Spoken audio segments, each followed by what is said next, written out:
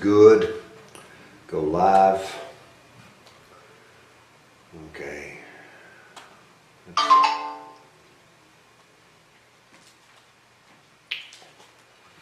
Just ask if I want to put a title, and then it doesn't give me a screen to do a title.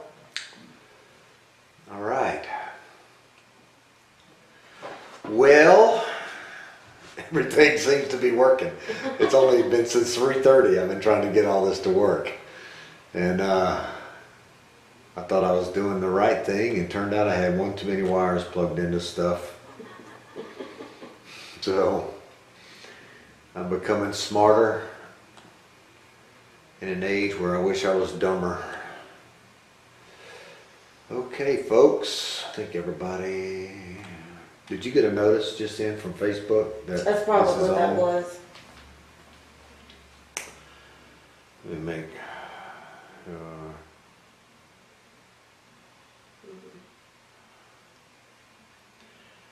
okay, I'm going to ask Nikki, do you see us?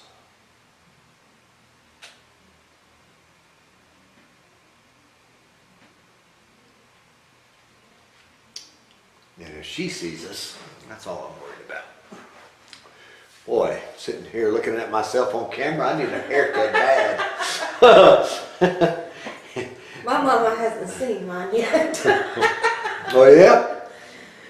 But she almost did, because I had to go get Christopher from her house the other day, and that was when she was waiting the next day to go get her test done. She said, just stay in the truck. I said, ooh, I dodged that bullet. Okay. All right. So Nikki's on, so we can start. And I don't know who else will be here. I sent out I didn't have you on my class. I got to add you to my class roll. I sent out a text to everybody letting them know we were starting back up, and I hope they got it. Oh, we were out for a little while. I don't know why. I haven't been here. I was on a roll, and then I wasn't. Well, got to stay on a roll. Okay, so when we started our whole lesson, started this thing, I said that we were going to be looking at 1st, 2nd Samuel, Kings, and Chronicles together. And we're to that point now where the end of 1st Samuel and the beginning of 2nd Samuel and 1st Chronicles all begin to overlap with the same material. So I wanted to make sure we took some time tonight and looked at the Chronicles. So there's two major, there's the 6 books that we're looking at together with Ezra, Nehemiah,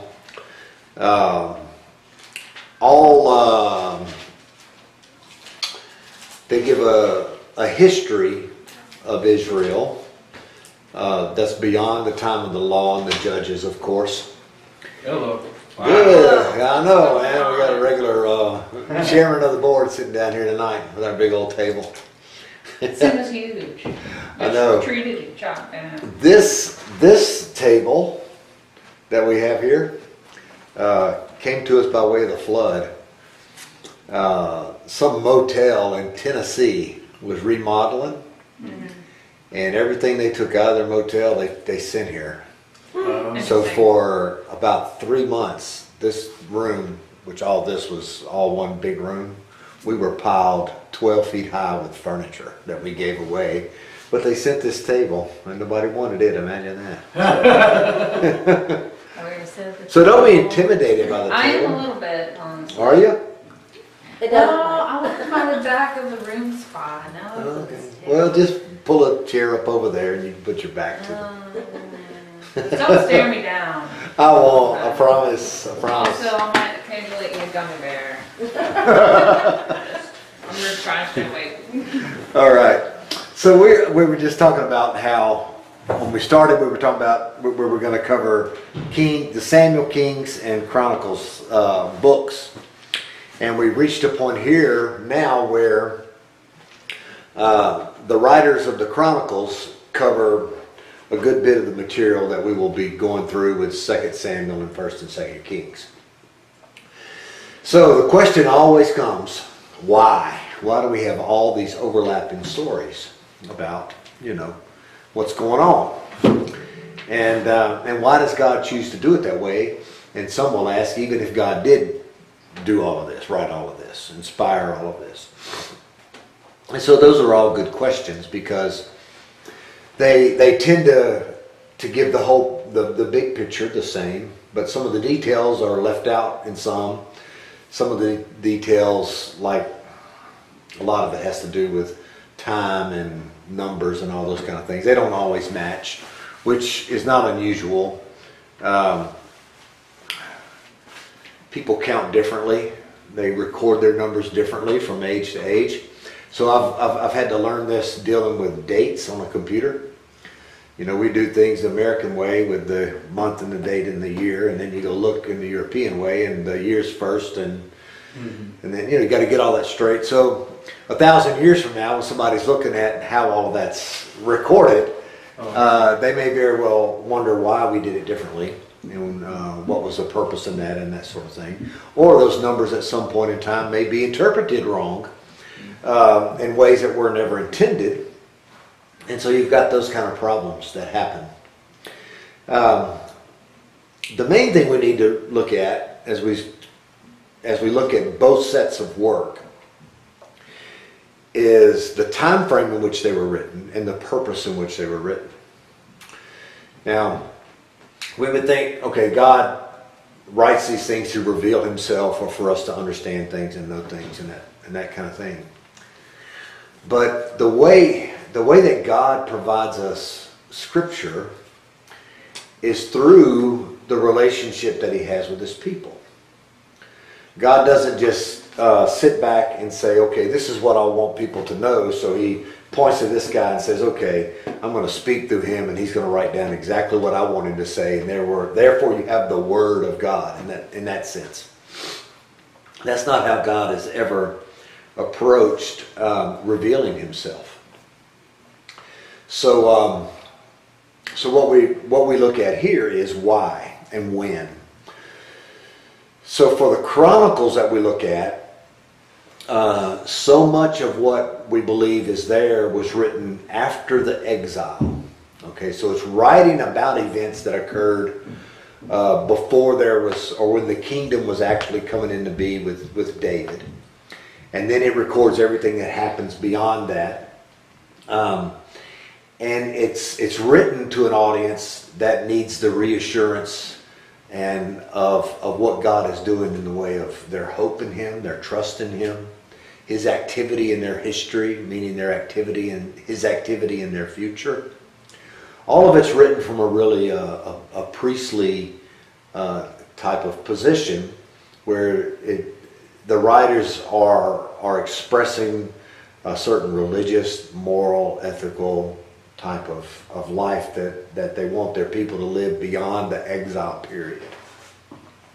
So the focus is completely different than it is, let's say, in Kings, where it is working hard to establish the place of God's people in history. Okay? Which didn't always turn out great. So there was this place in history that it was trying to establish and the way that came about. And really works to establish God's activity within his people as a real force, as real power that is at work to accomplish what he wants to accomplish. And we've seen that already in 1 Samuel, how God will remove his hand and place his hand in that kind of language, and things happen. Same kind of thing happens in the Chronicles, or recorded in the Chronicles, but for different emphasis. Really for more theological, spiritual, religious emphasis. Okay? So that's important as we're reading it. It's believed that 1st and 2nd Samuel, 1st and 2nd Kings, written at approximately a time together, but separate from the Chronicles, separated by maybe 100 years or so. So not a whole lot of time in the grand scheme of things. The other thing that we have to kind of pay attention to is, as God is relating to people in history, as He provides humanity with His Word, we have to respect that He does that through fallible human beings. And that's more than likely on purpose. Because, well, I could get into the whole political thing today and say, boy, you've got different views of things, and so you can interpret things entirely different. It's not a matter of interpretation. It's a matter of what is emphasized. So as an example, and I like to use football examples sometimes. So you have a coach, and he calls a play, and prior to the play, there's a lot of motion that's going on in the backfield. There's some shifting of linemen from one side to the other. All these various things are happening, and then the quarterback's under center. He moves back from center. He takes a snap.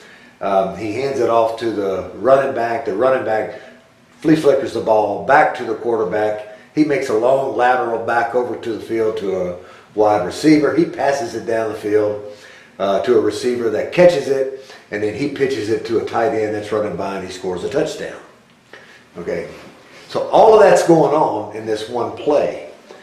And usually a play may take 5 seconds to complete, but this play takes 30 seconds to get over. It just takes a very long time for it to develop, and everybody's moving and all these kind of things until finally the play culminates in a touchdown. Only one of the coaches throws out his challenge flag because he sees something that he doesn't like. So the officials go and they look, and now they're able to see everything that's happened in that 30-second period of time. What normally they can consume in a 5-second period, they've got to now look carefully at this play that was 30 seconds long. And so they have to look at every block and every movement and everything that's done to determine whether or not this objection that is made to the play actually has any merit or not. So when we look at things sometimes, we're looking at, if I'm watching a play like that, I may be really zeroed in on wide receivers, and I pay attention to the wide receiver and never realize what the fullback and the running back are doing in the play. And I can name that for every position. So when God starts working in Scripture, He is in every little bit, nook and cranny of that. And so all of it has to be recorded in the way that He wants, so that upon review, we understand not only that the play was valid and good, but why it happened that way. Why was it so complicated? Why did it take so long? Why are all the things that are not normal in that that He did? Why was it outside the norm? So we look at Scripture in the same way. This, for instance, when we look at David becoming king, we have 3 different accounts of that, basically. And we want to understand why the various visions that we have. Well, what it is they're there so that we can concentrate on this, and then we can go look at that, and when we put it all together, we're able to see and understand the revelation of God better. And it's not always cut and dried and uncomplicated. It becomes very complicated when the study of documents, critical historical study of documents leads us to believe that there may be inconsistencies in what's being shared. They're not really inconsistencies, they're just that writer was not looking for those other things. He was only looking for this one thing. Okay? Because that's his focus. That was the focus. And that was, God used that focus to draw attention to that particular aspect or variant that he was offering to His people. And so the other reading focuses on this. And so God uses that variant to bring a different aspect and attention to that. So we have to read it all at one time and put it together. The differences can cause us to never put it together, and the differences really don't matter. Let's say, in 2 Samuel, we've already gone over most of this, but I'll refer us back. You may recall at the end of 1 Samuel, there was a record of Saul and Jonathan being killed that involved an Amalekite that in 2 Samuel, he claimed to have done it himself, thinking he was going to find favor with David. And then we see this great personality of David that will not stand for anyone striking down God's anointed. So if you recall, the slave says, I did it, so David has him killed because he did it, okay? And so we talked about all the various things that revealed about David and about his respect for Saul as God's anointed and so on and so forth. And then Abner, who was Saul's first in command, comes and makes a truce to David, and he's going back to tell his countrymen that, we've got this truce now and we're all going to be united under David. But Joab is upset that David let Abner slip away because what had happened before, Abner had killed his brother, remember? So Joab and his brothers go, and they meet Abner and kill Abner, and David's not happy about that. And he winds up killing the assassin that killed Abner. And we see all this intricacy that goes on, and this civil war that existed went on for 6 or 7 years. Okay, over this vast period of time where all of the problems had to be worked out. And so the writer in 2 Samuel wants us to see how those problems were worked out and how does it reveal certain aspects of David's character to us. Okay, there's this whole point. Plus, the idea that God didn't just wave his hand and just make everything rainbow and lollipops and okay. It was this protracted period of time where this had to be worked out in real life. Whereas when we get to the Chronicles over here, it doesn't even mention the 7 years of civil war. Because it's not an important part of what they are offering, okay, as the writers of the Chronicles.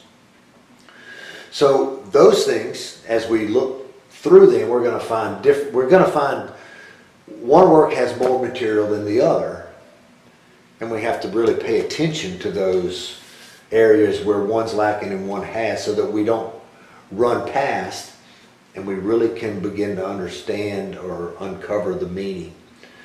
And then what it also allows us to do is to kind of compare and contrast the two works as we move through them.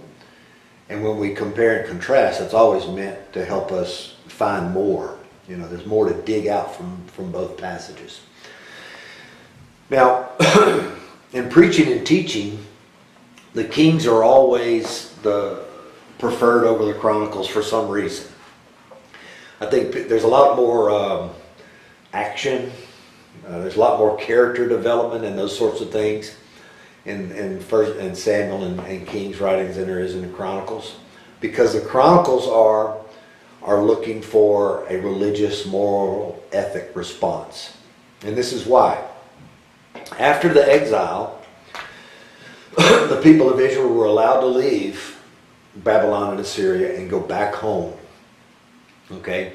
So the things that were most important to Israelites at that time was genealogy, who was your family, and what was the blessing that your family received, where was the land that your family received. Everything was tied back to geography, and then also genealogy. The two together gave each family their identity in the nation, where they would live, who would inherit, all those sorts of things. Okay, so when they're going back, they realize pretty quickly, in fact, when you look at Ezra and Nehemiah, some people think that First and Second Chronicles was written by the same writer as Ezra and Nehemiah, because you begin to get a sense that there's real problems. There's moral and ethical problems in reestablishing the people in the land. Okay, so we in Ezra and Nehemiah especially, we see this conflict that's going on about whose is what and who deserves to be here. So one of the first things we find in First Chronicles is genealogies. 9 chapters of genealogies. Okay? Because, well, what are they doing? They want to establish each family again as they move back into the land. Who's who? So they trace descendants of the original ancestors all the way back to the original son of Abraham. So this is what's happening there. In the first part of Chronicles. So at the very beginning, they're most concerned with establishing who they are, okay, and what kind of people they're going to be. So they're just by listing the genealogy, several things are being brought to mind for them. Other than the obvious, it is, we are a covenant people. The only reason why any of this matters is because God made a covenant with Abraham. And he renewed that covenant with David. And so we haven't gotten to that part yet. We'll get to it very quickly. But the covenant with David was very important to those coming back, because the Israelites that had remained behind, that had not been sent into exile, intermarried with other people, that came to be considered taboo, defiled, not pure genealogy anymore, so you had no right to geography. Okay? And so the covenant that God had made with David is an everlasting covenant, where he would rise up his Messiah, his anointed one. That David's throne would forever be occupied. Okay? Those that had gone into exile believed that they were the true descendants of that covenant. And everyone that had remained behind and intermarried and made a life, they weren't. So there was this moral and ethical teaching that was rising up that would separate the pure from the impure, so to speak. Chronicles is part of that. It kind of introduces that whole thing and begins to establish, even through all the damaging time of the exile and leading up to the exile, that there were certain things that happened because people were just morally and ethically broken, impure. But those that weren't, you can see how God blessed them. So that's some of what's happening in the Chronicles. They call them Chronicles, but they're more like annals. And an annal, an annual, is the same word. They're meant to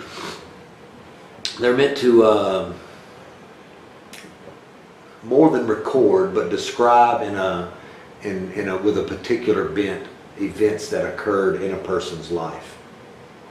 So if someone wrote a biography of me, they would get all the bad, the good, the bad, the ugly would all come out in the book.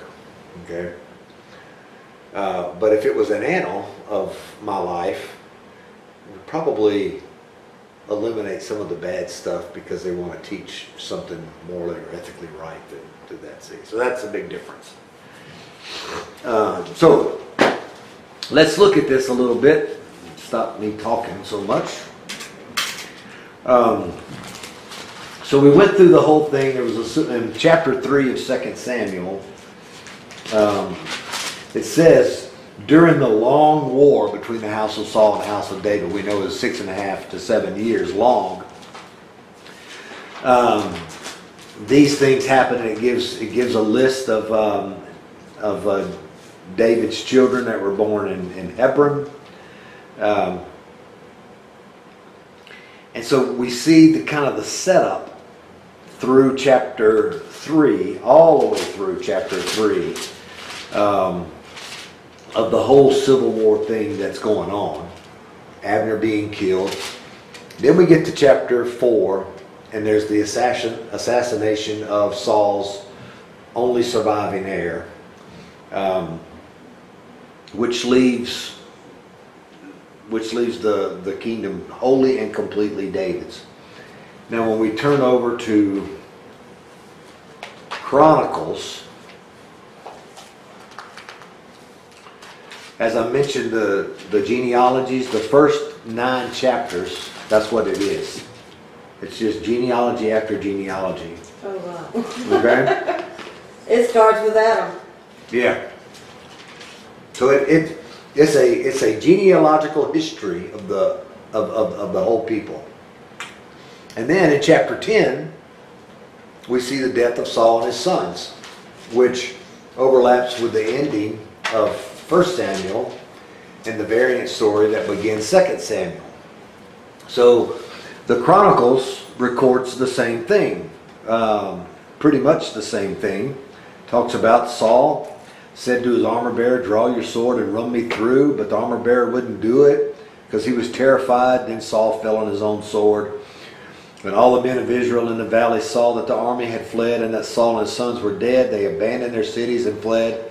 So the Philistines came to settle in them. That's exactly the way that 1 Samuel ends. Okay. So the next day, when the Philistines came up to strip the slain, they found Saul and his sons dead on Mount Gilboa. They stripped Saul, cut off his head, took his armor, and sent messengers throughout the land of the Philistines to spread the good news to their idols and the people. You see the difference here that's beginning to happen? You don't get this story in others, all right? That Saul is being dismembered and carried out all over the Philistine population. But listen to what it says. The next day, when the Philistines came to strip the slain, they found Saul and his son dead on Mount Gilboa. They stripped Saul, cut off his head, took his armor, and sent messengers throughout the land of the Philistines to spread the good news to who? To their idols and the people. So now in Chronicles, because it's written from a priestly perspective, the first thing that they draw attention to is that this is a battle between God and idols. Okay? That's what they want us to begin understanding. That the people come second in this. The real power that the Philistine leaders are appeasing is to their idols. All right? Then they put his armor in the temple of their gods and hung his skull in the temple of Dagon. So it just goes on and on about these pagan gods. They wouldn't play. When all Jabesh Gilead heard everything the Philistines had done to Saul, all their brave men set out and retrieved the body of Saul and the bodies of his sons and brought them to Jabesh. They buried their bones there under the oak of Jabesh and fasted 7 days. So now that picks up what happened earlier. Only what was recorded earlier doesn't include the whole thing about the Philistine idols.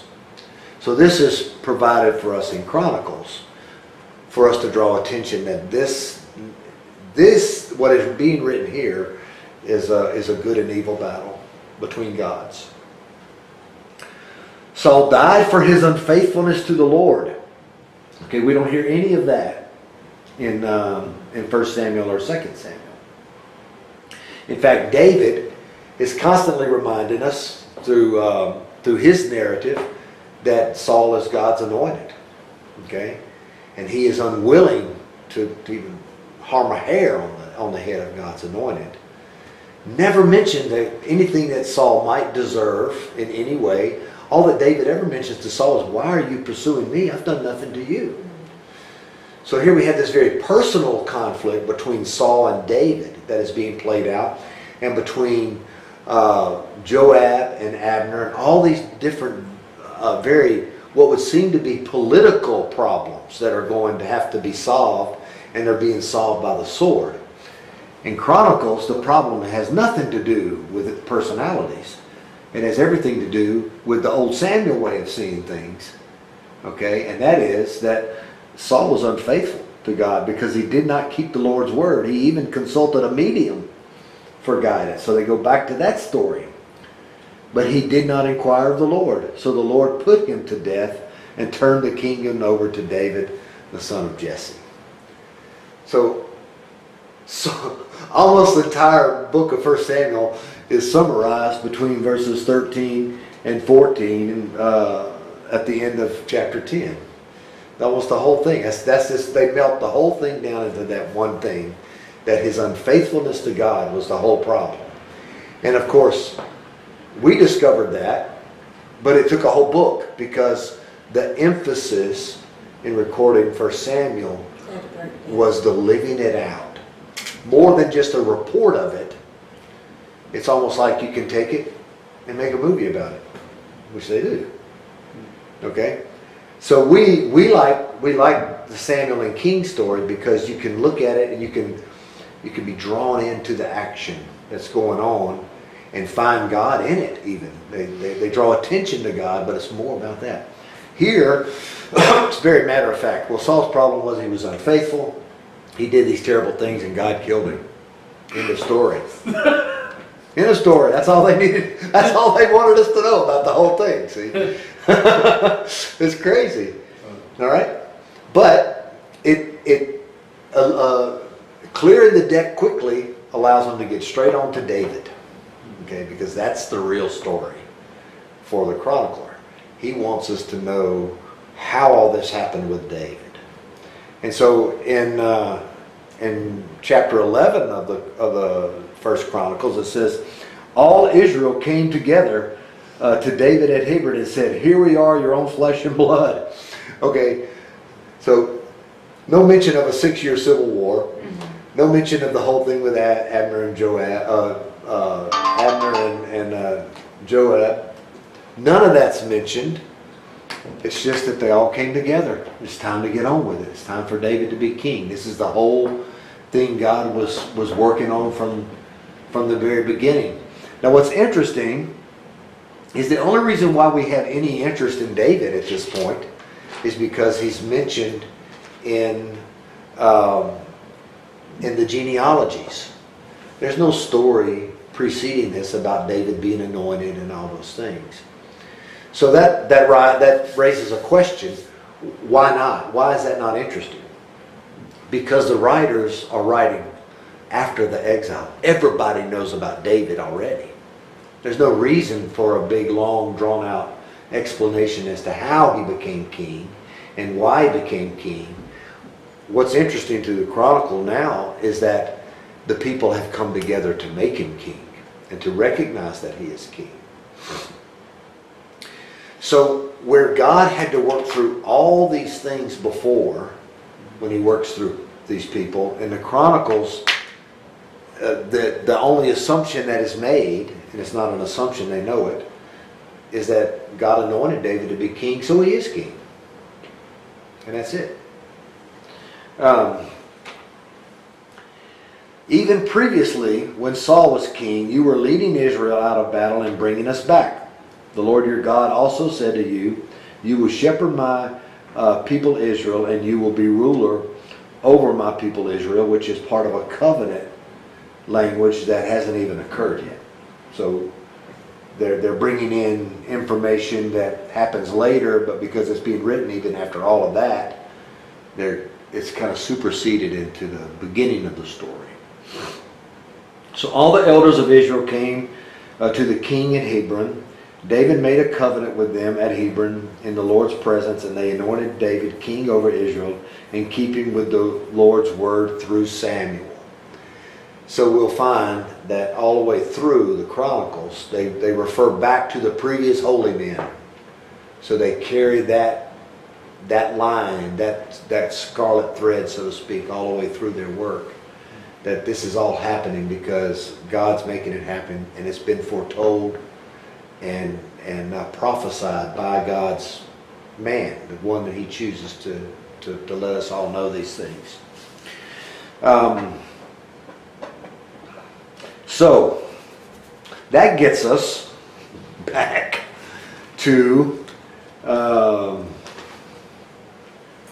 chapter chapter 5 of 2 Samuel. And so this will move back and forth over the next few weeks as we move through 2 Samuel. We'll be looking at both of these accounts to discover the comparisons and the contrasting views that are put here. All the tribes of Israel came to David and Hebron and said, "Here we are, your own flesh and blood." It's almost a quote, the Kings to the Chronicles. "Even while Saul was king over us, you were the one who led us out in the battle and brought us back. You were shepherd." So the elders, man, that almost It's reads good exactly, doesn't it? yeah. Okay, It's word for word. yeah. So David was 33 years old when he began his reign. He reigned 40 years. In Hebron he reigned over Judah 7 years and 6 months. And in Jerusalem he reigned 33 years. Over all Israel and Judah. So if you add, it says he reigned for 40 years, 37 years and 6 months, and 7 years and 6 months, and 33 years doesn't add up to 40 years. Okay, you're lacking 6 months. Okay, so a lot of people make a big deal about that. Oh no, what's the problem? And they'll spend 3 years of their life trying to research why that's a problem. Well, it's really not a problem. When I say about 6 months, does it have to be or six months? I mean, even in school today, they teach kids not to even count. They teach them to just estimate the closest number, and we'll get to counting and adding later. I would pull my hair out when I was trying to help my granddaughter try to do math, because I was doing the math and that's not what they wanted. They just wanted an estimated number for that. And I'm thinking, why would you want to estimate the number when you can have the number? Yeah, it's very frustrating. It's Chris very was like, frustrating. "Mom, no, Yeah, we you can't do it that way. You can't do it that way. Well, some of that's happening here, you know. It's just an estimate. It doesn't mean that God's word is fallible, because these kind of things. Does the rooster cry twice or 3 times? Yeah, yeah.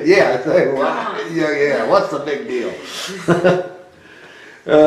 So David, okay, we did that part. The king and his men marched to Jerusalem against the Jebusites who inhabited the land.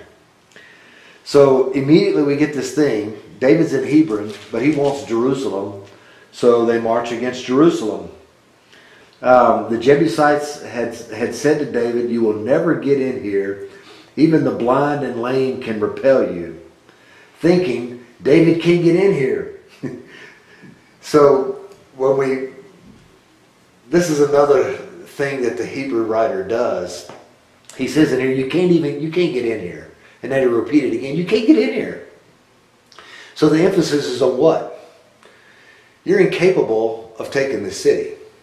There's no way you're going to take this city. You could find 15 ways to say it, and it would be the same thing as them saying it twice. Yet it says David did capture the stronghold of Zion, that is the city of David. He said that day, "Whoever attacks the Jebusites must go through the water shaft to reach the lame and the blind, who are despised by David." Okay, that quote's totally out of place, because the only lame and blind that's been mentioned is by the Jebusite leaders, who have said that even the blind and the lame can repel you, from this fortified city, meaning that you're never going to get in here. I could put the blind and the lame in front of this, on top of this wall, and you're not getting in. But then now it says that David despised the blind and the lame. We don't have any indication at all. In fact, we find later in this same book that David has great compassion over the lame grandson of Saul. So this is kind of just thrown in there. It goes on, it says, "For this reason it is said, the blind and the lame will never enter the house." Now that means the blind and the lame will never enter into the house of God. That's where that's at. Because they're not unblemished. But that's not where it comes from. Where does it come from? It comes from the old law. It comes from the law that God had handed down in the desert, saying that you bring me your best. Okay, but all of this is kind of getting twisted around here. Why would that happen? Why was that the case? Okay, everything is focused on David now. Everything that's said, everything that's thought, everything that's coming to pass is because of David. And so we want to take that and realize that that's the push that is being made here. David took up residence in the stronghold. It never says that it fell. It just says that he took up residence there. We know how it fell. They went through the tunnel. They got in. They basically fought from the inside out and defeated them. But that's not recorded here. It just says that he took up residence in the stronghold, which he named the city of David. He built it up all the way from around from the supporting terraces inward. David became more and more powerful, and the Lord God of armies was with him. King Hiram of Tyre sent envoys to David. He also sent cedar logs, carpenters, and stonemasons, and they built a palace for David. Then David knew that the Lord had established him as king over Israel and had exalted his king for the sake of his people. So remember at the very beginning of Samuel, they asked for a king, and God says, I'm looking for someone who's going to be a savior for my people. And so now we see that David has been established a king for the sake of the people Israel. This is not for David. He's being treated as a king should rightly be treated. But this is about David being king for the sake of God's people. God's power, God's blessing, everything has been on David, so that David could be the person there standing amongst them who would be their Savior, who would be their King. And so you can fast forward all of that to Jesus. God does the same thing, honoring the covenant that he made with David, as we'll see later, in order to stand amongst his people himself, no longer relying upon a human being to be king or priest or even sacrifice. Jesus does it all for us. And so we look at these mirror images that God provides for us and allows us to see that when Jesus appears and he makes the claims that he makes, and does the things that he does and is the person that he is, from God's perspective, it should have been clear to the religious leaders what was happening. But they had already established in their own human thinking what God should be doing in the way of a Messiah.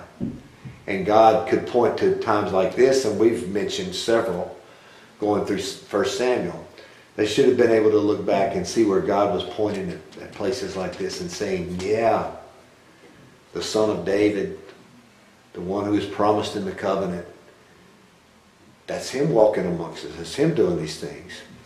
But as always, as was the case here, and as was the case when Jesus showed up, we were looking for some political solution. Wanted some political anchor in the world that would establish our people politically. And God he kept even telling them through the prophets, your home is not here. This is a temporary thing that we're setting up. This is all, even the temple is just an image of where you really ought to be. And I'm going to bring you to where you ought to be. All that happens with the long 30,000-foot view.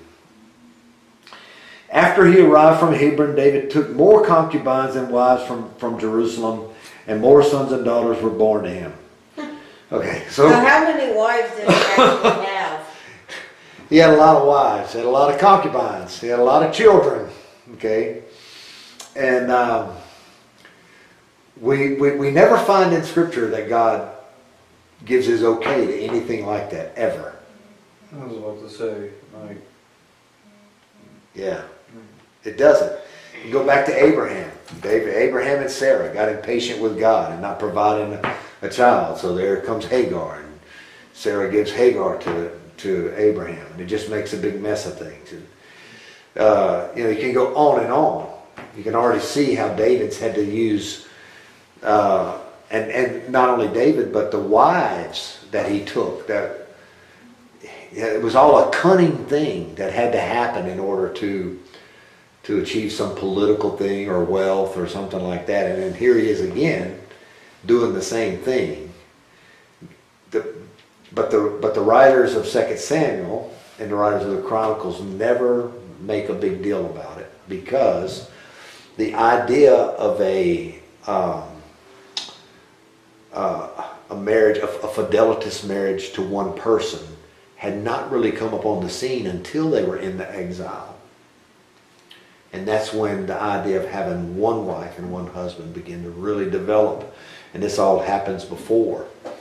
So it's interesting that the writers in the Chronicles don't look back in their very moral and ethical stance and say that this was wrong. They just kind of let it go. And we look at it, we have a hard time understanding, how it can happen and why. Why would you want it to happen, there's a guy at the jail right now. He's 54 years old. He has 27 children. Mm. Wow. Yeah. I forget how many wives he told me girlfriends, concubines. He's got 27 children. Okay. And so you kind of get the whole King David picture here. He's got all these women around. He's got a lot of children, if they all produce children.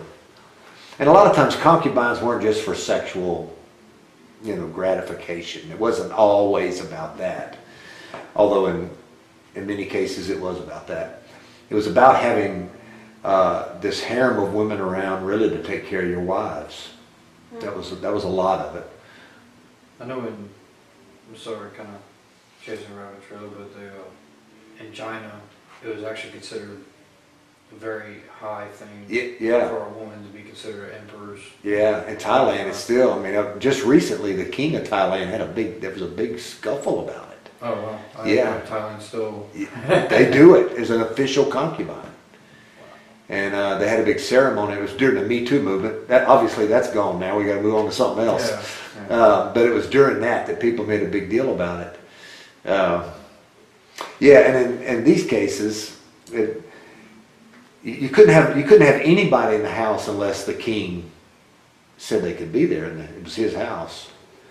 And so when women would come in and serve, they were called concubines, but they may not have always had sexual relations with the king. But some may have. Makes the whole thing with Bathsheba more scandalous.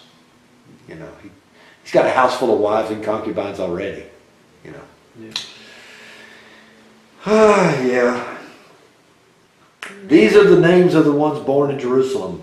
Okay, so we've got that same thing that happens over here. They start listing in Chronicles. Let's look over here to chapter 11, verse 4. David and all of Israel marched to Jerusalem, that is Jebus. The Jebusites who inhabited the land were there. The inhabitants of Jebus said to David, "You will never get in here." Yet David did capture the stronghold of Zion, that is, the city of David. David said, "Whoever is first to kill a Jebusite will become chief commander." Joab went up first, so he became the chief. Establishes Joab now as the chief commander of David's army. Then David took up residence in the stronghold, therefore it was called the city of David. He built up the city all the way around from the supporting terraces to the surrounding parts, and Joab restored the rest of the city. David steadily grew more powerful, and the Lord of armies was with him. Okay, so they give a little summary, and there's more detail provided for us in 2 Samuel. The whole thing with the concubines, the whole thing with the lame, and the misquotes, and much more detail is there. And in both accounts, David doesn't achieve any of it on his own. It's God and God's people. David is there just to be king of the people. So these are the names of those born to him in Jerusalem. And then there's all those names.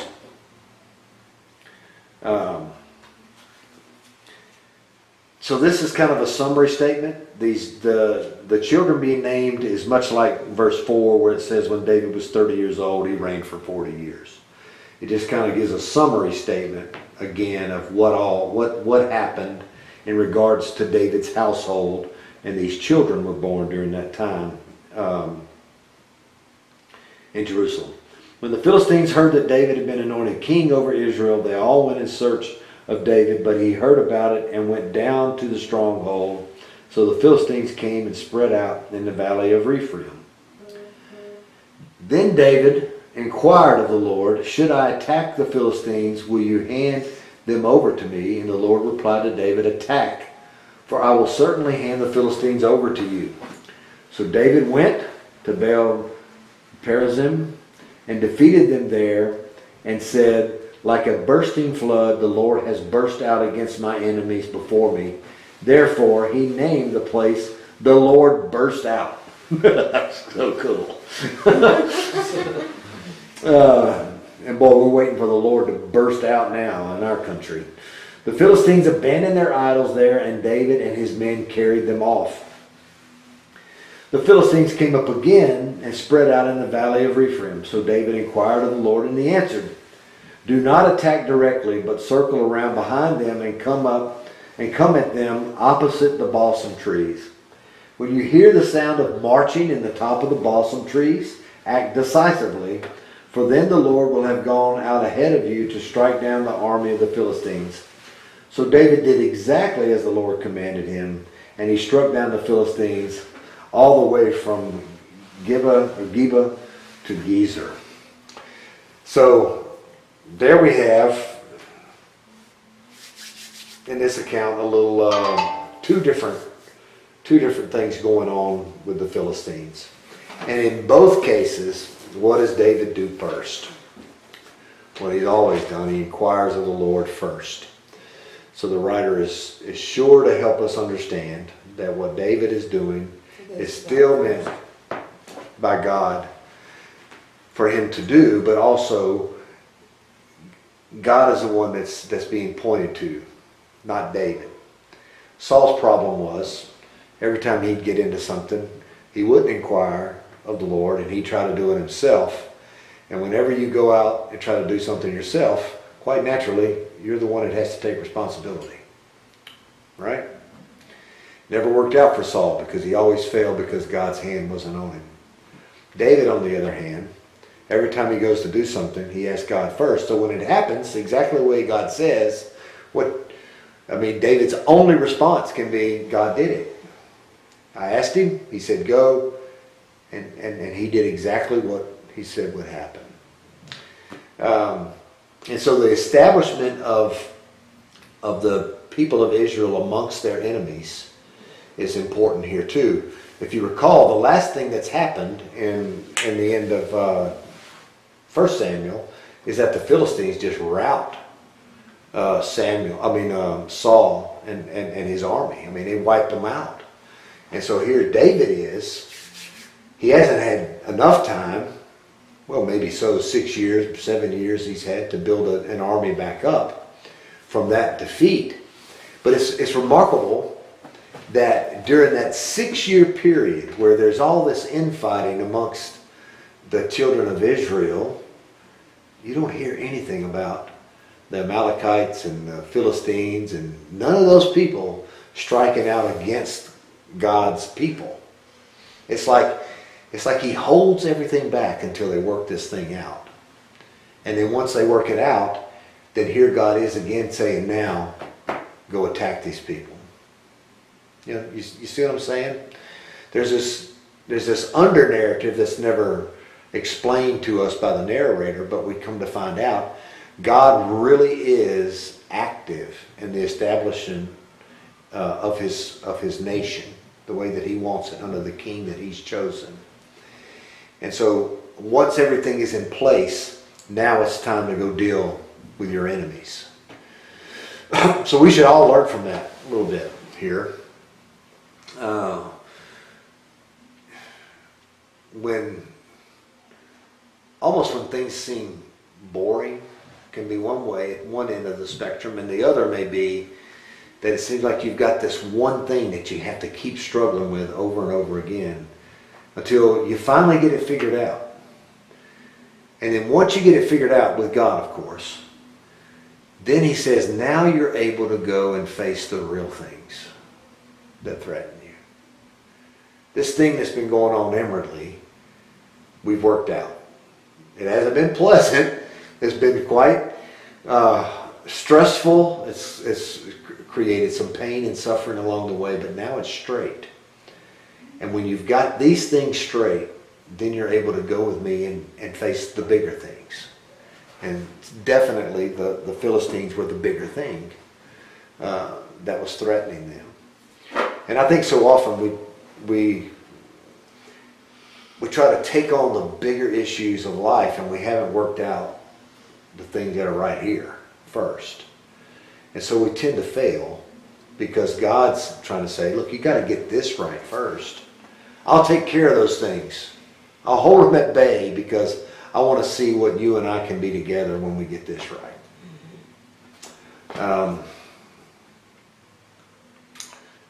Yeah, so a lot of people don't do that. They just rush around and they're always like Saul, just panicking from one thing to the next and not ever really figuring it out. All right. So that's the end of chapter 5. Let's sneak back over here and see.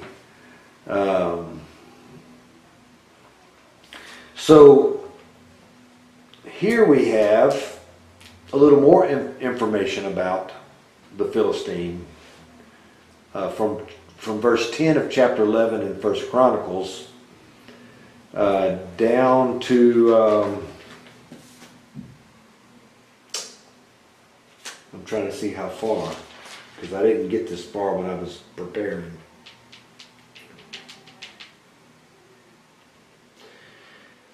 I think the rest of chapter 11, all the way down to the list of David's bodyguards that are there on verse 26,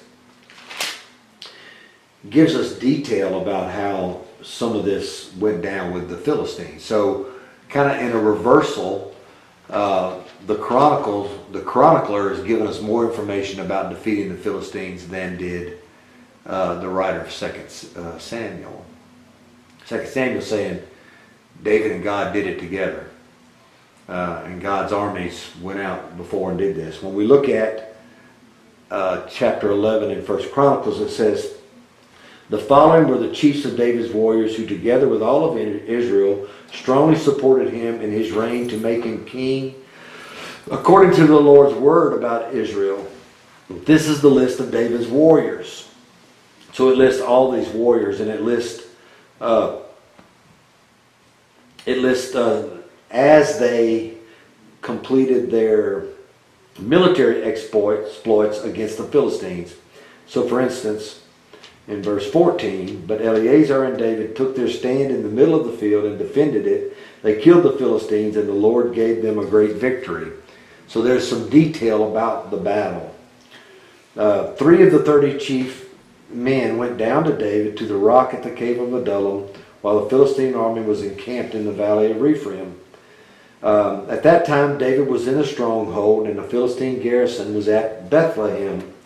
David was extremely thirsty and said, if only someone would bring me water to drink from the well at the gate of Bethlehem. So now we're getting all these great details into what was happening during this battle with the Philistines.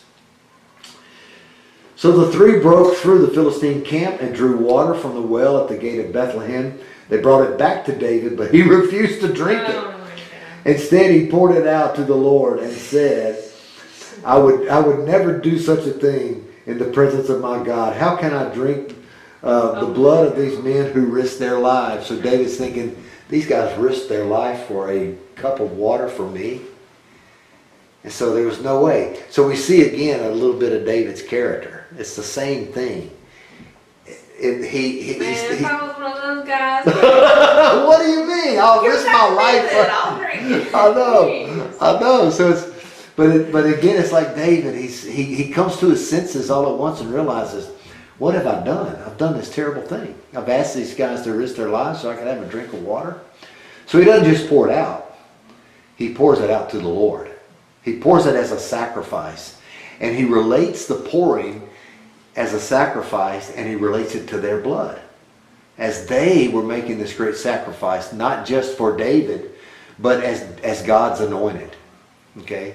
So David brings all that together in this. For they brought us, so he would not drink it. So were the exploits of the three warriors. Abishai, Joab's brother, was the leader of the three. He raised his spear against 300 men and killed them, gaining a reputation among the three. He was more honored than the three and became their commander, even though he did not become one of the three. So we begin to see there's 30 of them, but there's three that are really the most brave, the most valiant, the most respected. But then here's Joab's brother who did this great thing for David. And he really becomes the leader of the three, although he's not one of the three. So why? Why is this in there? Keep repeating these exploits of the three, and then the one comes up and there's one greater than the three. Okay? What do you think the reason is? What is the writer trying to get us to understand? Sorry, going on. Okay. You're done. There's more. There's more with God. There's more. You can choose three, but then there's four. How do you disregard the fourth one when he's just as valiant and just as strong and just as courageous and all those various things? It's the one that may be left out that actually becomes the one that leads. So, in a very practical way, we begin to understand that although we may be quite exceptional people, we can't ever claim that as something that makes us exceptional just because we're one of the three. There's always another one there who, when given the opportunity, may be just as courageous, just as valiant, just as strong.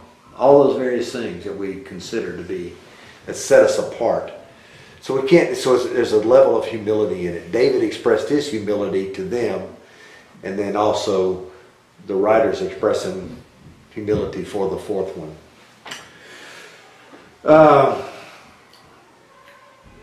I can't say his name in verse 22. Son of Jehoiada was the son of a brave man from Kabzeel, a man with many exploits. That's his name. Killed 2 sons of Ariel of Moab, and he went down into a pit on a snowy day, and he killed a lion.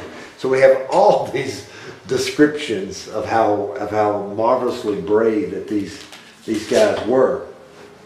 Now, not unlike their king.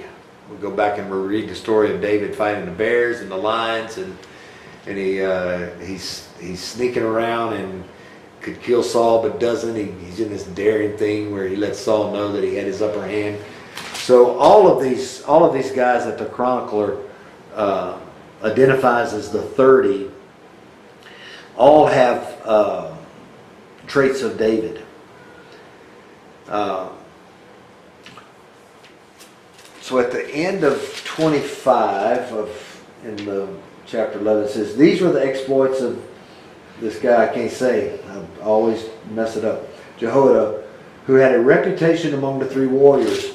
He was the most honored of the 30, but he did not become one of the 3. David put him in charge of his bodyguard. So this one guy that was the leader of the 3, but never really was one of the 3, but he was one of the 30, he was put in charge of David's bodyguard. The best soldiers were, and then there's the whole list. So let's go back to 2 Samuel.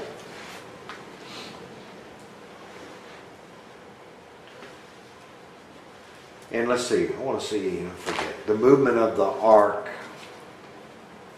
think I moved that. because it's an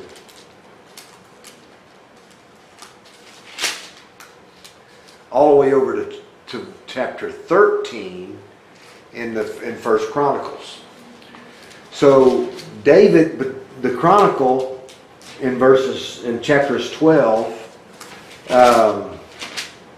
gives us some more information about those that support David.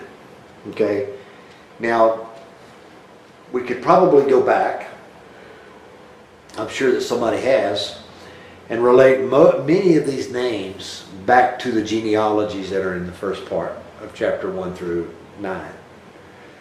So that a lot of this is to help the reader determine whose family they were in, whose these brave 30 were in. There's a genealogical connection that is desirous here. So that there's another, it solidifies or stakes a claim that they are indeed pure in their genealogy, and that they are also deserving of their birthright, which would be the land. We're going to look at those things. Well, let's look at it now. We'll start with the ark next time. So 1 Chronicles chapter 12. I know this is hard to follow, jumping back and forth. But I think we can do it and move past the names. The following were the men who came to David at Ziklag while he was still banned from the presence of Saul and Kish. So now where are we? Go ahead.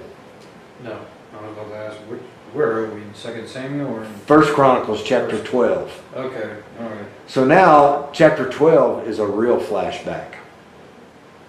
Remember David had been given Ziklag by the Philistine king, and he was using Ziklag as a base to raid all these people. And he kept telling the king that he was raiding Israelites, but he wasn't. Then he went back to Ziklag, and it had been raided, and he rescued everybody that had been carried off from there. Okay, so this is chapter 12, gives a flashback to that time when David's first original people that supported him. So the chronicler brings great attention to that. The following were the men who came to David at Ziklag while he was still banned from the presence of Saul, son of Kish. They were among the warriors who helped him in battle. They were archers who could use either the right or left hand, both to sling stones and to shoot arrows from a bow. They were Saul's relatives from Benjamin, so they point out to the fact. I'm going to see if I can turn this off. Well, my stepmother's having surgery in the morning, and that's a group thing. So he gives all these names of people that were there when David was going out and raiding from Ziklag, and when he rescued all the mighty men's families when they had been taken by the Amalekites. Some Gadites, and then this is verse 8, some Gadites defected to David at his stronghold in the desert. They were valiant warriors, trained for battle, expert with shield and spear. Their faces were like the faces of lions, and they were as swift as gazelles in the mountains. And then he lists them all. These Gadites were army commanders. The least of them was a match for 100, and the greatest of them for 1,000. These are the men who crossed the Jordan in the first month when it was overflowing all its banks, and put to flight all those in the valley to the east and to the west. Other Benjaminites and men from Judah also went to David at the stronghold. David went out to meet them and said to them, "If you have come in peace to help me, my heart will be united with you. But if you have come to betray me to my enemies, even though my hands have done no wrong, may the God of our ancestors look on it and judge." Then the Spirit enveloped Amasai, chief of the 30, and he said, "We are yours, David. We are with you, son of Jesse. Peace be to you, and peace be to him who helps you, for your God helps you." So for chapters 11 and 12, what the chronicler is given is this great congruency between David's men that have followed him. He has truly an army that is dedicated and loyal to him because he's been anointed as king. So David received them and made them leaders of his troops. Some Manassites defected to David when he went with the Philistines to fight against Saul. However, they did not help the Philistines because the Philistine rulers sent David away after a discussion, which we remember back from 1 Samuel. They said, "It will be our heads if he defects to his master Saul." When David went to Ziklag, some men from Manasseh defected with him, and it lists all of those. They helped David against the raiders, for they were all valiant warriors and commanders in the army. At that time, men came day after day to help David until there was a great army, like an army of God. So like an army of God would not have to deal so much with numbers, but they were valiant, they were victorious, like is named. One can kill 100, another can kill 1,000. They just are like the army. When the Bible describes God as being the Lord of hosts or the Lord of armies, he's one that is the leader over those that are unvanquished and that vanquished everyone before them. That's what's being described here for David's army.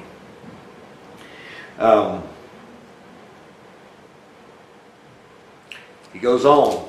David's supporters in Hebron. The number of armed troops who came to David at Hebron turned Saul's kingdom over to him according to the Lord. They were as follows, and he gives all the numbers after the 6-year civil war that were handed over to David. And that goes all the way through to verse 38. And then it says, all these warriors lined up in battle formation came to Hebron wholeheartedly determined to make David king over all Israel. All the rest of Israel were also of one mind to make David king. They spent 3 days there eating and drinking with David, for their relatives had provided for them. In addition, their neighbors from as far away as Issachar, Zebulun, and Naphtali came and brought food on donkeys, camels, mules, and oxen, abundant provisions of flour, fig cakes, raisins, wine, and oils, herbs and flocks. Indeed, there was joy in Israel. So he's describing a big old party that came from all over to celebrate that David had been king. So once again, we have this summary statement at the beginning, David's king. And then we have all the details that follow after some other narrative that establishes Jerusalem as the city of David. And then we have this whole thing, chapter 12, that kind of is this big flashback that leads right back up to David being anointed king. And then in 2 Samuel we have the same thing, only we don't have the recollection that's provided in the way that the Chronicle does. So when the chronicler records David as king, now he goes back and describes how that happened. So it's like a kind of a movie. It's those movies where it kind of shows the ending. One of the most famous movies is Citizen Kane that does that. Did you ever see Citizen Kane? Oh, Orson Welles' first movie. Who's Orson Welles? I know that's your next question. Some really old. Everybody should watch Citizen Kane. Oh yeah, he's a really old guy. He's dead now. He used to make Martini and Rossi wine commercials later in life. But Heard of him, but I don't know who he is. yeah, it's this movie about this really rich guy. It's a kind of a playoff of William Randolph Hearst. You know who he is? Some other really old dead guy. He was a really rich dead guy on newspapers all over the country. Anyway, the movie starts, and there's this old man on his bed, and he's saying, "Rosebud, Rosebud." And everybody wants to know what the richest man in all the world is saying on his deathbed, calling for Rosebud. And so the rest of the movie is a rehash of his whole life and everything that happened in his life. And it comes right back to that scene where he's laying in his bed calling for Rosebud. And then after that scene's over, it goes to this big furnace. And they're just burning all the stuff that he had. He just had stuff everywhere in his house. I mean, they're throwing furniture, elaborate furniture, and all this stuff into this big furnace just to get rid of it. And one of the things that they show throwing into the furnace is this child's sled. And on the sled is written Rosebud. And so the whole thing is about how this man had everything and all he really wanted back was the innocence of his childhood. Okay. So this is kind of the same thing. It gives you the scene and then it goes back and presents all the material that brings you to that. And then we get, after all of that's done, see, for the chronicler, he catches up to the place that, to a story that really is pivotal for David, and that's bringing the ark, which is considered the resting place of God. That's where God's name resides. And he brings it where it's been just been lingering for all these years. When the Philistines captured, if you recall in 1 Samuel, and they captured and thought that they had captured Israel's God, and everywhere they took it, disease would break out and people would die. And so they finally made out this deal where with an Israelite, where if you come get it, we'll pay you. And so they paid him, and they came and got it, and that's where it's been this whole time. But David, we'll see, decides that needs a proper place where he is. It needs to be, he really wants to establish Jerusalem is not just the city of David, but the city of God. And so it needs the ark. So that's where we'll take up. And that's where the story actually begins to have the depth of meaning. This whole event of Jerusalem and David and his devotion to God really begins to take a more exterior form, so that all the people, the entire nation is participating in this. And that becomes important for the rest of the time out. In fact, it's really the most important reason why 2 Samuel exists. All the variant things that happen with Bathsheba and the rebellion with Absalom and all those things are important. But it all just takes shape as stories without God's presence in it. And so we'll see that more clearly as we move along. So is this working like this? Do I need to do something different to kind of make this easier to follow? I need to bring my actual Bible like this. Yeah, It's- that would help. I would say that's where I struggle, is keeping up with, like, okay, we're still in Chronicles, you said 2 Samuel. Wait, now you said 1 Samuel. Yeah. Yeah, so having your Bible would First help. Chronicles. Because I can turn with you. 5. Yeah. Yeah. Yeah, because it all does overlap. But from here on out, it won't really overlap with 1 Samuel at all. There won't be any flashbacks to Ziklag and the Philistines and all of that like there was in that chapter. But there will be overlap between 2 Samuel and 1 Chronicles. So yeah, if you got a Bible, bring it, and that'll make it easier to do. To look at both of them at the same time. Once upon a time, I actually had a harmony. Like you can buy a harmony of the Gospels that kind of has columns that lay out everything.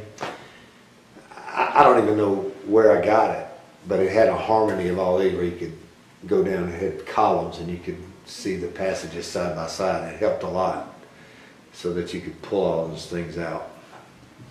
Maybe that's something I'll do when I retire. I'll put a harmony together. Yeah. I think I'll fish probably. No. I haven't done any of that for a while, so I'm going to fish. All right, so I'm done and we can go. Thank y'all. Thank you. Close that.